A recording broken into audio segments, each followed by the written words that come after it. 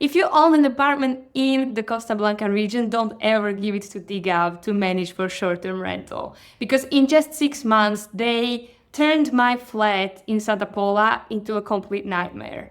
There was a huge smoke damage, broken appliances, thousands in costs, and on top of everything, when I wanted to finalize the contract, they charged me for early termination costs, even though it was them who breached the terms of the contract multiple times in a row. Hi, I'm Mariana, and this is my story with Dygav.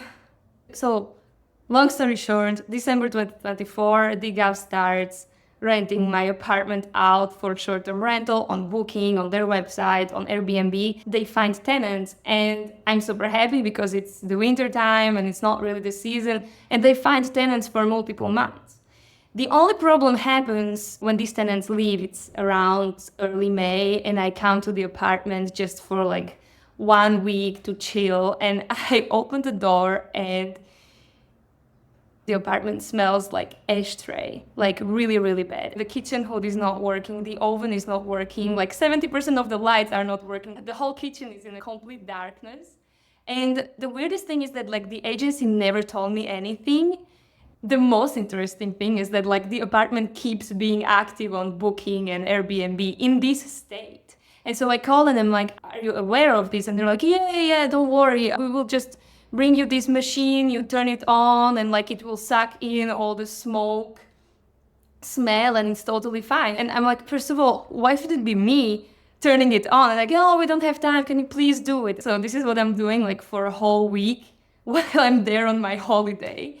But I'm like, there are things that need fixing. First of all, we need to change the whole furniture in the living room because it's broken and it smells super bad.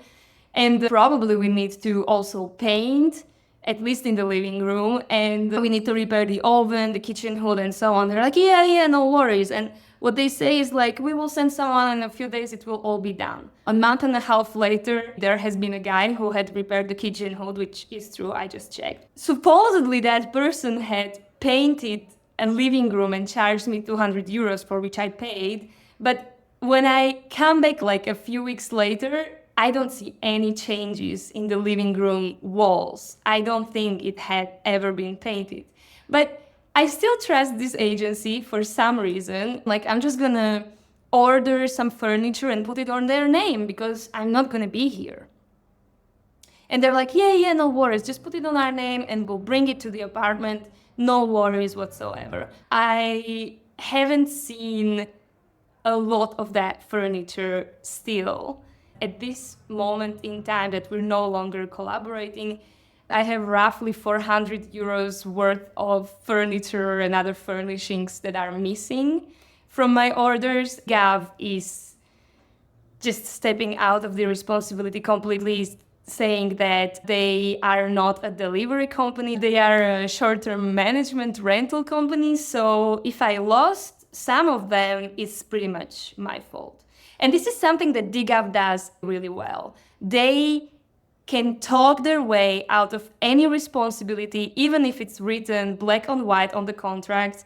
Like, for example, their contracts always include that they take a deposit from everyone who comes here through short-term rental.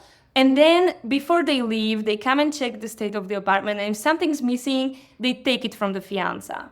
Well, turns out that they are not doing this. And when I ask them, like, how come you're not doing it and it's in the contract, they say simply, well, Booking doesn't allow you to do it, so we just don't do it because it's impossible. But if it's impossible, why is it in the contract? So the thing is that they could have taken this deposit money from the people that have been in the apartment, and once the tenants would leave, somebody from Dygav could come and like check the state of the apartment, and if they could see that there were things that needed repairs, they could have just paid for it from that deposit money. But since none of that ever happened because they are not doing the check-in and check-out in person, and they didn't gather that deposit They were not able to gather that money and pay for anything. Actually, also Airbnb has this policy that within 2 weeks of the tenant leaving, you can call the Airbnb's or Booking's call center and tell them what happened, and that platform will take the money out from the guests. But that's also another thing that Dygav didn't do. Funny enough, at the beginning of our contract, they made me buy an insurance that is specific for short-term rental platforms like Airbnb and Booking. And that also they could have leveraged, and they could have gotten paid back for the damages that the tenants had caused, but they just never did it. It kind of seems like they don't care, but in their words, that was not their responsibility. And of course, it was mine. Oh, one more thing that they did that I thought was very interesting is that every time I arrived to the apartment was dirty after the previous guests. There wasn't even like a toilet paper or like new towels. Sometimes there would even be like old dirty towels. And when I would call Dygav asking them about this, like, hey, didn't you like notify the cleaning service that I would be coming? They said, yeah, no, don't worry, because you're the owner, so we are not cleaning because you're not paying for the cleaning. And I'm like, okay, fair enough. And then I receive invoice at the end of the month. And of course, they are charging me for the cleaning before I came. So that was another interesting aspect of collaborating with Dygav, that for many things I ended up paying that didn't ever take place, like the cleaning before the owner comes, or the painting of this room, which was supposedly painted, but as I'm looking on the walls right now, I can see the exact same dirty spots that I could see in May, which is interesting. I think it was like an invisible color, you know. So we're nearing to the end of our collaboration. At this point, I had basically gone back to zero from all of the 6-month-long earnings of that rental. Above all of that, I have 400 euros of furniture and other furnishings that are missing that they told that they would take care of. 200 euros of painting the walls. And when I try to finalize the contract, they tell me that I need to pay 200 euros for early termination fee, even though it was them that breached many aspects of the contract. But as I said, they are very, very good, especially Jose Manuel is very, very good about talking his way out of any responsibility and not picking up your phone if you're just slightly persistent.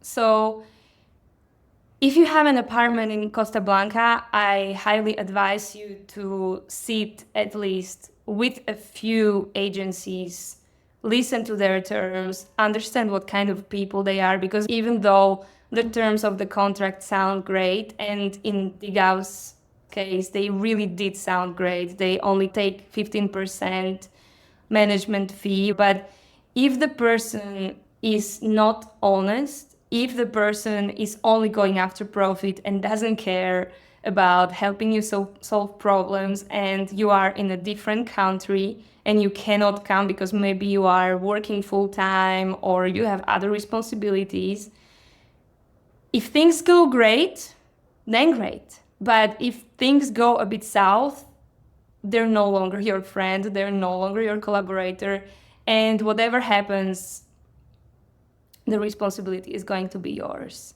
Unfortunately, for these cases, there is no coverage in Spain. You cannot just call the police on them. You cannot report them because you would end up spending at least 2,000, 3,000 euros for a lawyer, and it's not even sure that you would win the case. So in these small types of collaborations where you really just have 1 or 2 apartments and you're looking for a management company who will take care of it for you, the most important thing is really try to understand what kind of a person or people you're dealing with. And that's going to make all the difference, because really it doesn't really matter that much how advantageous does the contract look. If the person's priorities are really just profit and they don't care about the way that they're gonna get the profit, then you already lost.